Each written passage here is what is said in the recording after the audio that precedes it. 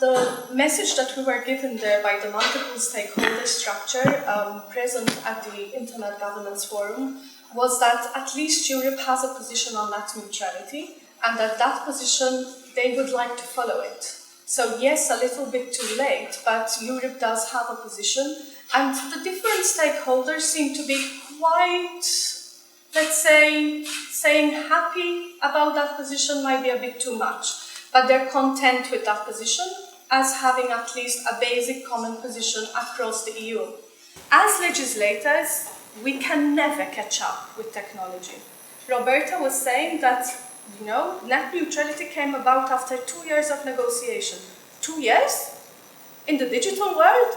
It's like 1 billion years. Or even more. So no, we just cannot legislate every nitty-gritty. We can provide the perimeters, we can provide the framework. But because we are very much aware of that, the European Parliament, the European Commission, we are all on board at the Internet Governance Forum, which is a multiple stakeholder forum. We cannot govern every aspect of the Internet on our own as legislators. So that is why we need civil society, that is why we need NCA, that is why we need the national regulating bodies. The net neutrality has already been passed. The zero rating has passed, but we've sort of left it to the member states. In December, we're expecting a copyright dossier to come out from Vice President Commissioner Ansip. And what we're expecting for that is portability of content and services. So what do we mean there?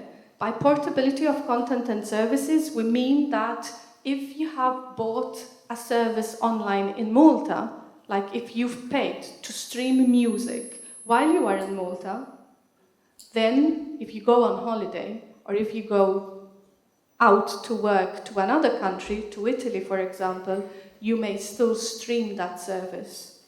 When, as a consequence of an act of terrorism, we are put in a situation where we have to give up some parts of our right to privacy or some parts of our freedoms, then I start to get worried.